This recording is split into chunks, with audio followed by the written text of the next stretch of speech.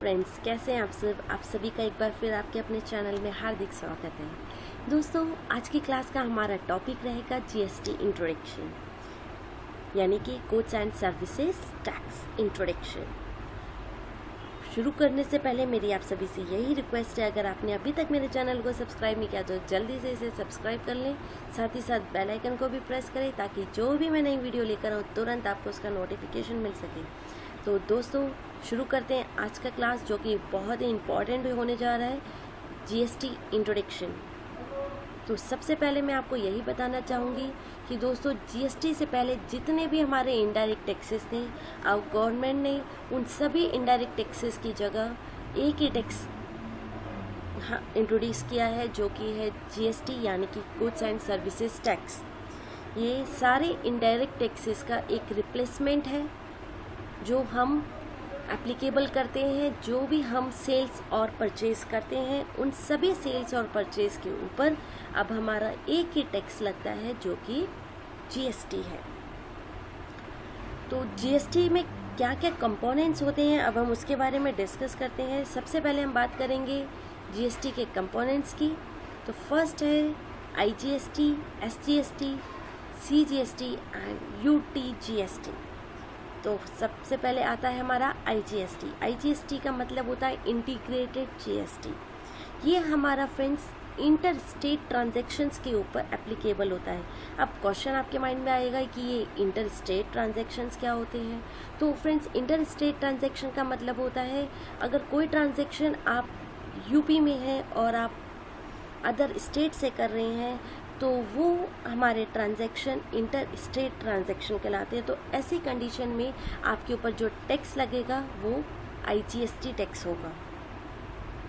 अब सेकंड आता है हमारा एसजीएसटी। एसजीएसटी का मतलब होता है स्टेट जीएसटी। ये जो हमारा टैक्स एप्लीकेबल होता है, ये इंट्रा स्टेट ट्रांजैक्शन के ऊपर एप्लीकेबल होता है। इंट्रा स्टेट ट्रांजैक्शन मतलब with in the state transaction, जो ट्रांजैक्शन हमारे ही स्टेट के अंदर होते हैं, उन ट्रांजैक्शंस के ऊपर जो भी सेल्स हो या परचेज हो, उनके ऊपर जो टैक्स लगेगा वो हमारा एक एसजीएसटी होता है।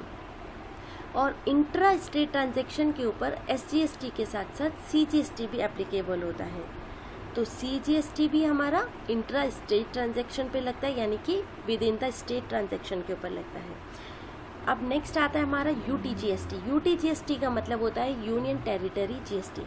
जो ट्रांजैक्शन हम यूनियन टेरिटरीज से करते हैं, तो वो ट्रांजैक्शंस के ऊपर जो हमारा टैक्स एप्लीकेबल होता है वो होता है यूटीजीएसटी।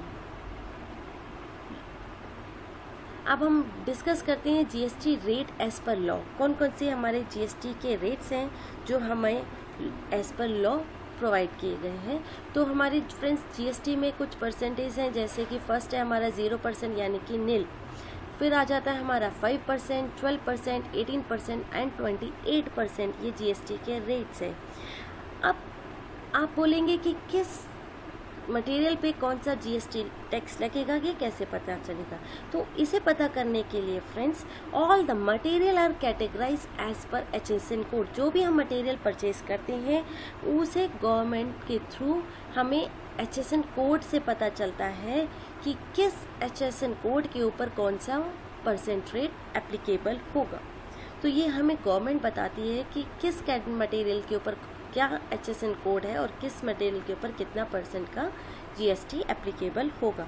ये हम अपने मन मर्जी नहीं कर लेते, इस पर हम 5% काटेंगे, इस पर 0%, इस पर 18%। ये सब चीज़ें कैटेगराइज होती हैं एज पर जीएसटी लॉ। तो फ्रेंड्स, अब हम डिस्कस करते हैं कि ये जीएसटी कितने टाइप्स का होता है। तो फ्रेंड्स, टैक्स हमारे 2 टाइप्स के होते हैं। एक होता है इनपुट टैक्स, एक होता है आउटपुट टैक्स। तो अब आपके माइंड में क्वेश्चन होगा कि ये इनपुट टैक्स किस पे लगता है और आउटपुट टैक्स किस पे लगता है। तो वेरी इजी है फ्रेंड्स। इनपुट टैक्स यानी कि ये हमारा होता है परचेज टैक्स। जितने भी हम परचेज करते हैं उसके ऊपर जो टैक्स एप्लीकेबल होता है उसे बोलते हैं इनपुट टैक्स। और जो भी हम सेल्स करते हैं उसके ऊपर जो टैक्स एप्लीकेबल होता है उसे बोलते हैं आउटपुट टैक्स। अब फ्रेंड्स, इनपुट टैक्स को भी 2 पार्ट्स में डिवाइड किया गया है। इनपुट टैक्स का जो फर्स्ट पार्ट होता है वो होता है डिडक्टेबल टैक्स और सेकंड होता है नॉन डिडक्टेबल टैक्स। तो अब क्वेश्चन आपके माइंड में आएगा कि ये डिडक्टेबल टैक्स क्या होता है। फ्रेंड्स, डिडक्टेबल जैसे कि नाम से ही क्लियर हो रहा है, अगर आप समझने की कोशिश करेंगे, डिडक्टेबल जिसे हम डिडक्ट कर सकते हैं, या फिर इस टैक्स को बोला जाता है नॉन इन्वेंटराइज्ड, यानी कि जिसको हम इन्वेंट्री की वैल्यू में ऐड नहीं करते हैं। तो जो टैक्स को हम इन फ्यूचर डिडक्ट कर सकते हैं, या फिर हम कह सकते हैं जिन टैक्स का हम फ्यूचर में इनपुट या बेनिफिट ले सकते हैं, तो वो टैक्स हमारे डिडक्टेबल टैक्स होते हैं। या इसे हम ये भी समझ सकते हैं कि जो टैक्स की वैल्यू को हम अपनी इन्वेंट्री की वैल्यू में, यानी कि हम अपनी मटेरियल की वैल्यू में ऐड नहीं करते हैं, अलग से टैक्स को हम शो करते हैं, तो वो टैक्स हमारे नॉन इन्वेंटराइज्ड या फिर डिडक्टेबल टैक्स होते हैं। तो फ्रेंड्स, अब आपको ये क्वेश्चन माइंड में आ सकता है कि हमें कैसे पता चलेगा कि ये डिडक्टेबल टैक्स है या नॉन इन्वेंटराइज्ड टैक्स है। तो फ्रेंड्स, वेरी सिंपल है। अगर कोई भी आप ऐसा मटेरियल परचेज करने जा रहे हैं जिसे आप फर्दर प्रोसेस कर उसे आप आगे प्रोसेस में लेकर जाना चाहते हैं, यानी कि अगर आपने कोई मटेरियल खरीदा और उसे आप प्रोसेस के लिए प्रोडक्शन में लेके गए और प्रोडक्शन में आपने उसे फिर सेमी फिनिश्ड गुड या फिनिश्ड गुड बनाया, तो ऐसे मटेरियल के ऊपर हमारा जो टैक्स लगता है वो डिडक्टेबल टैक्स होता है। यानी कि जिस मटेरियल को हम आगे प्रोसेस में लेकर जाते हैं उस पर हमारा डिडक्टेबल टैक्स लगता है, यानी कि उस टैक्स को हम इनपुट या बेनिफिट ले सकते हैं। अब देखते हैं कि इसके किस तरीके से फाइनेंशियल इम्पैक्ट होता है। फ्रेंड्स, अगर फॉर एग्जांपल के साथ चलते हैं, अगर हम एग्जांपल लेते हैं 1 लाख का हमने कोई मटेरियल खरीदा, उसके ऊपर 5% का हमारा GST है।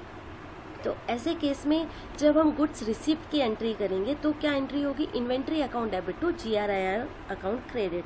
हम सिंपल मटेरियल की कॉस्ट को यहाँ पे शो कर देंगे। और जब हम इसका इन्वॉइस बुक करेंगे, इन्वॉइस बुक करते टाइम मायरो में इसकी क्या एंट्री करेंगे, तो इसकी जो जर्नल एंट्री होगी यहाँ पर हम GRIR अकाउंट को डेबिट कर देंगे 1 लाख रुपये से, जो हमारे मटेरियल की कॉस्ट है। साथ ही साथ हम यहाँ पे GST रिसीवेबल को भी डेबिट करेंगे 5000 रुपीज़, क्योंकि हमारे यहाँ पे 5% GST था। तो 1 लाख के ऊपर 5% GST यानी कि 5000 रुपीज़। यहाँ पे हम GST रिसीवेबल देख रहे हैं। रिसीवेबल का मतलब है इस GST को हम आगे रिसीव कर सकते हैं। तो आप यहाँ पे GST रिसीवेबल भी लिख सकते हैं या फिर इनपुट GST भी लिख सकते हो, यानी कि इस टैक्स को हम आगे इनपुट लेंगे। और यहाँ पे 2 वेंडर अकाउंट कर देंगे। हम वेंडर को हमने कितना पे करना है, 1,05,000 रुपीज़ से हम वेंडर को क्रेडिट कर देंगे। तो इस तरीके से ये डिडक्टेबल टैक्स के टाइम में हमारी एंट्री होगी। अब बात करते हैं नॉन डिडक्टेबल टैक्स की, यानी कि नाम से ही क्लियर है, जिस टैक्स को हम डिडक्ट नहीं कर सकते, या इसे बोलते हैं इन्वेंटराइज टैक्स, यानी कि जिस टैक्स की वैल्यू को हम अपनी इन्वेंट्री की वैल्यू में, अपने मटेरियल की वैल्यू में ऐड कर देते हैं, जिस टैक्स का हम आगे फ्यूचर में इनपुट नहीं ले सकते, ऐसे टैक्स को हम नॉन डिडक्टेबल टैक्स बोलते हैं। तो फ्रेंड्स, क्वेश्चन अब आपके माइंड में आ सकता है कि ये नॉन डिडक्टेबल टैक्स कौन से होते हैं, कैसे पता चलेगा कि इस टैक्स पर नॉन डिडक्टेबल टैक्स एप्लीकेबल है। तो फ्रेंड्स, वेरी सिंपल होता है, जिस मटेरियल को हम कंज्यूम कर लेते हैं, तो ऐसे कंज्यूमेबल मटेरियल के ऊपर जो टैक्स लगता है वो हमारा नॉन डिडक्टेबल टैक्स होता है। यानी कि जिस मटेरियल को हम आगे प्रोसेस में नहीं लेकर जाना चाहते, उसे हम अपने कंज्यूम करने के लिए परचेज कर रहे हैं, तो उस मटेरियल के ऊपर नॉन डिडक्टेबल टैक्स यानी कि इन्वेंटराइज टैक्स लगता है। तो फ्रेंड्स, इस मटेरियल के ऊपर जो टैक्स लगेगा उसकी वैल्यू को हम अपनी इन्वेंट्री की वैल्यू में, यानी कि अपने मटेरियल की वैल्यू में ऐड कर देंगे। देखते हैं अब इसका फाइनेंशियल इम्पैक्ट क्या होता है। ये देखिए, सेम एग्जांपल लेके चल रहे हैं। 1 लाख का हमने मटेरियल खरीदा, 5% उसके ऊपर GST है। तो गुड्स रिसीव्ड के टाइम, मीगो के टाइम उसकी क्या एंट्री होगी, तो उसमें हम इन्वेंट्री अकाउंट को डेबिट कर देंगे विद 1 लाख रुपीज़, प्लस इसी में हम ऐड कर रहे हैं अपना GST भी।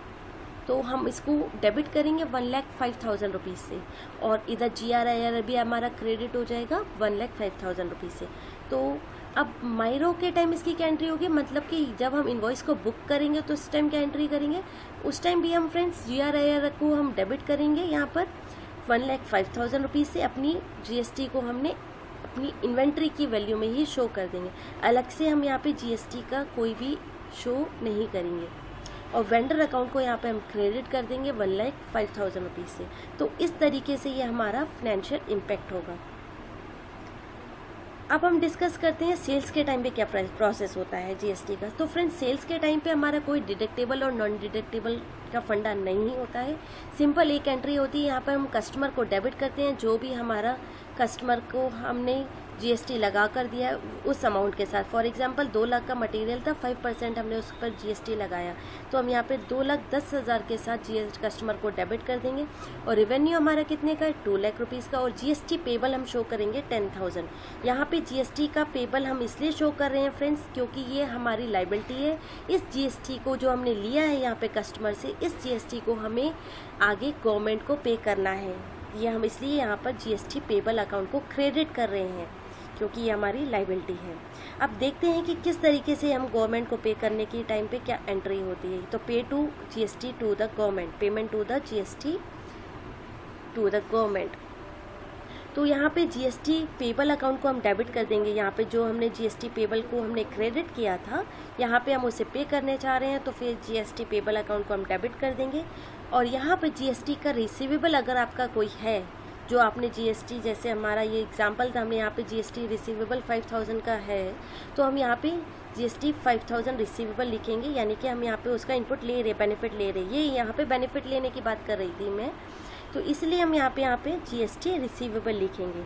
और बाकी का रिमेनिंग अमाउंट हम गवर्नमेंट को टू बैंक करके पे कर देंगे, यानी कि हमारा कितना बचा, 5,000 रुपीज़। तो हम बैंक को, गवर्नमेंट को पे कर देंगे 5,000 रुपीज़। तो इस तरीके से ये हमारी क्या एंट्री हो गई, GST payable account debit with 10,000 rupees, GST receivable account credit with 5,000 rupees and to bank account 5,000 rupees. तो इस तरीके से ये हमारा पूरा जीएसटी का प्रोसेस होता है, जो आज मैंने आपसे डिस्कस किया है। अगर फ्रेंड्स आपको वीडियो अच्छा लगा तो ज़रूर से लाइक करें, सब्सक्राइब करें और चैनल को शेयर करें। Till then, do practice, good bye.